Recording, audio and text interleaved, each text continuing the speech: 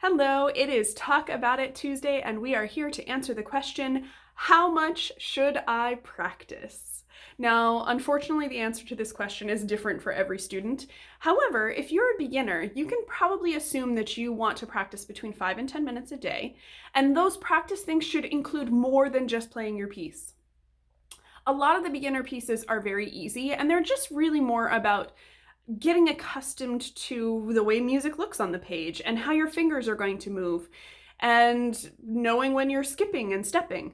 Those are important skills that need to be worked on every day, even if your piece is very easy. Now, the other things that you can practice when you are a beginner are things like your posture. How far away should your bench be from the piano? Should your arms be like this or like this when you play? You want to have your arms, basically your forearm, parallel to the floor. That's what you're looking for. You're also practicing the shape of your hand. So right from the very beginning, you should be practicing warming up your body. You don't just dive right in, blah, that's cold. So you want to make sure that you're warming up. So you're opening up your shoulders so that your body can move freely. You want your fingers to be nice and relaxed, so you can do little finger stretches that are very gentle. Everything about playing the piano, it shouldn't hurt, unless you're building muscle, and then sometimes that can be a little bit uncomfortable. So if you're an intermediate student, you can start to think that, okay, it's about time that I increase the amount that I'm practicing to at least half of your lesson time per day. So an intermediate student or early intermediate student should be practicing for a 30-minute lesson at least 15 minutes a day. And that practice is not playing through your piece from beginning to end. That's play. And it actually doesn't do anything to help you learn the music. So what you want to do is to talk with your teacher about the measures that you should be working on the most and how you should learn them. So sometimes you can learn hands together and that's what makes sense. Other times it's important to separate the hands. And if your music is quite complicated, sometimes you even need to separate within a hand. So if you have octaves that are going along in 8th notes or 16th notes even, you may need to play just the thumb or just the 4th and 5th fingers if you're alternating between those when you're playing black keys. So these types of things, you need to discuss them with your teacher and write them down. I have had so many students come into my studio from another teacher, and if I ask the parent, how did your teacher communicate with you and did that work for you? And I hear, oh, they used to write things down in a book, but we never looked at them. Well, of course you had a hard time progressing and didn't have a great relationship. That information is essential for your child to be able to continue to learn at home. You don't have ready access to your teacher every single day.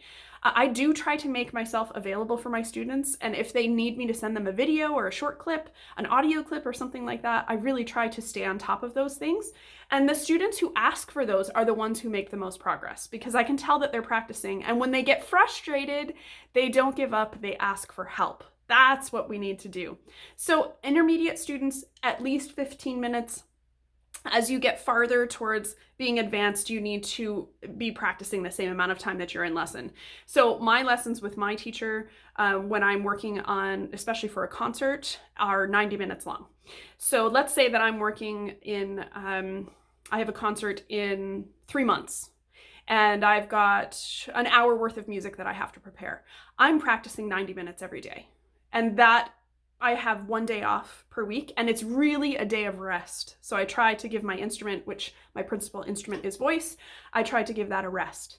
It's really, really important that you practice with intention. Otherwise, it can turn out to be wasted time at your instrument. So let's say you have a recital coming up, and the only way that you've been practicing is playing through your piece from beginning to end. By the time you get to the part that needs work, you've forgotten what you need to change. So this is what I recommend that students do, and teachers as well. Have a set number, like practice with a timer. Timers are wonderful. So you can play, and then you're removing the frustration of, oh, I haven't got it yet, I have to keep going. Sometimes your brain turns into autopilot, and I talk about this with my students all the time.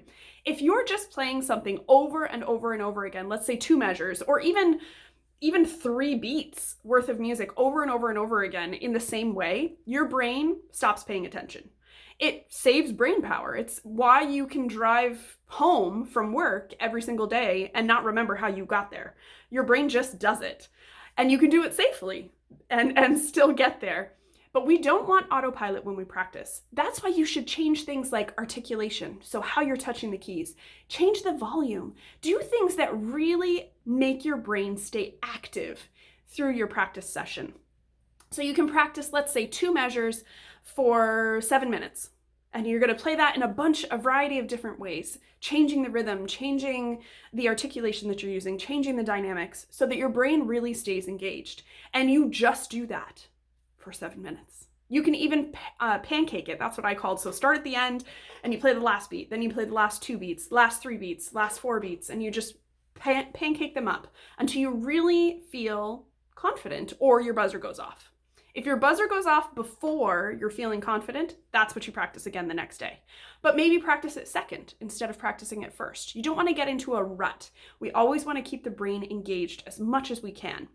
By doing that, you actually reduce the amount of time that you need to practice the fundamentals, so getting the notes right. And then you can add in other things like musicality. Where's the phrase start and end? What was the composer intending us to hear in this spot? Was he putting in a surprise, like a deceptive cadence, for the audience that you need to capitalize on?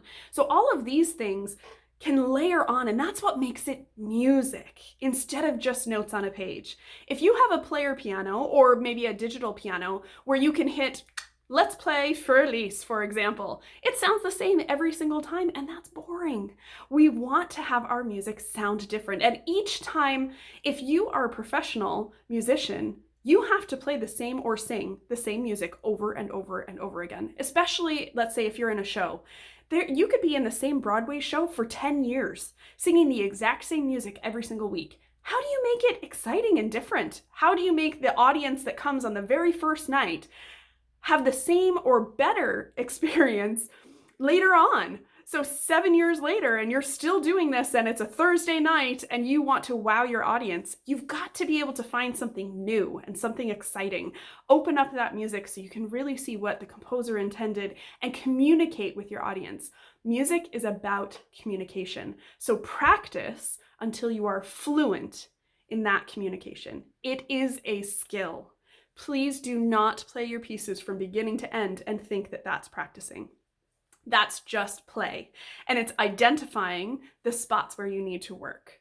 So I recommend that students practice with a purpose, and that parents and students together stay engaged with their teacher. Talk to them during the week if you have a question. Ask them to send you a clip. Ask them to remind you, what did you say about this section again? I can't quite remember, but I know it was something. These are the types of things that can really make your progress or your journey towards becoming a musician feel successful. And I hope that that helps to answer that question. If you have a question that you would like me to answer, send something to me in the comments below, and don't forget to hit subscribe. Ding! Bye!